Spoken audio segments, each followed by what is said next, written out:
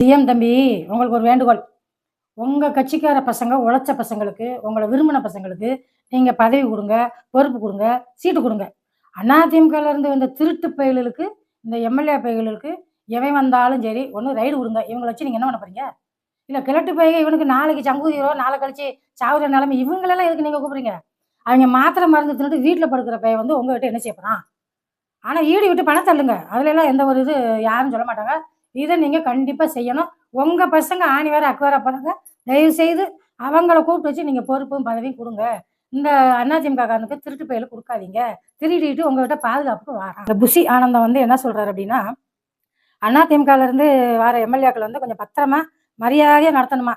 உண்மதான் அவர் சொல்றதுல வேற எதுவும் ஒரு வருத்தம் இல்ல. ஆனா இங்கேருந்து போறவங்களுக்கு வயசு குறைஞ்சது 70லேருந்து 80 வயசு. அவங்கள பத்திரமா தான் பார்த்துக்கிடணும். ஏன் அப்டின்னா, ஒரு சுகர், பிரஷர், கொலஸ்ட்ரால், பிபி எல்லாம் இருக்கு. அப்படி இருக்கிறவங்களுக்கு, அவங்களுக்கு மாத்திரை எடுத்து குடுக்க ஒரு ஆள் வேணும். மருந்து எடுத்து குடுக்க ஒரு ஆள் வேணும். தண்ணி மருந்து குடுக்க ஒரு ஆள் வேணும். சாப்பாடு வச்சு குடுக்க ஒரு ஆள் வேணும். இத்தனை நோய் அவங்ககிட்ட இருக்கு. அதனால அவங்கள நீங்க பத்திரமாவே பார்த்துக்கிடணும். எது ஒண்ணுனா அப்புறம் உங்களத்தையும் தூக்கிருவாங்க. அதனால பத்திரமாவே பார்த்துக்கோங்க. இப்ப தாவேகா கட்சிக்காரங்க வந்து என்ன செய்வாங்க தெரியுமா? ஏன்டா சின்ன பிள்ளையில அவர் 30 வருஷத்துக்கு முன்னாடி படம் நடிக்கையில, நம்ம அம்மாட்ட துட்ட திருடி நம்ம படம் பார்த்தோம். நம்ம காச வச்சு அவர் பெரிய ஆள் ஆனார்.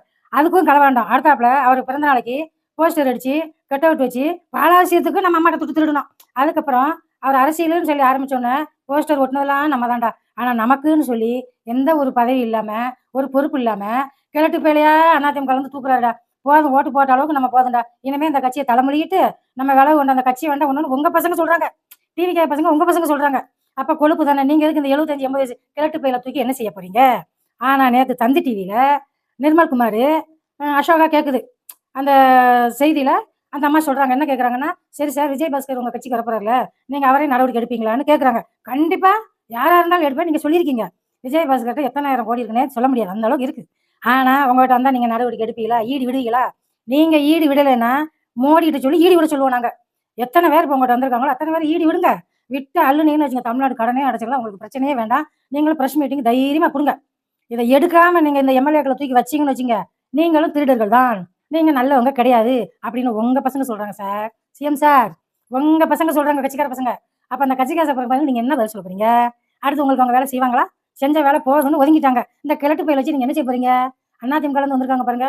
அந்த கிழட்டு பயலுக்கு உங்களுக்கு மிக ஆபத்து. திருட்டு பையங்க ஒளிய வந்திருக்காங்க உங்ககிட்ட. ரைடே நடக்காதுன்னு சொல்லி ஒளிய வந்திருக்காங்க. அப்ப நீங்க அதுக்கு பதில் சொல்லுவீங்களா? அவங்க களவாண்டுட்டு ஒளிய வந்திருக்காங்க. உங்க கட்சிக்கெல்லாம் அவங்க வரல. அடுத்து நீங்க கட்சி வரும்போது அவங்க இங்கிட்டு வருவாங்க. இங்கிட்டு வந்தாலும் செருப்படி தான் வாங்குவாங்க. எங்கிட்டுமே அவங்க நிப்பாட்டினாலும் ஓட்டு போட மாட்டாங்க சிஎம் சார். நீங்க எங்க வேணாலும் நிப்பாட்டுங்க, இவங்க ஓட்டு போட மாட்டாங்க. இவங்க போனாங்கன்னா தொடப்பத்தால தான் அடிப்பாங்க.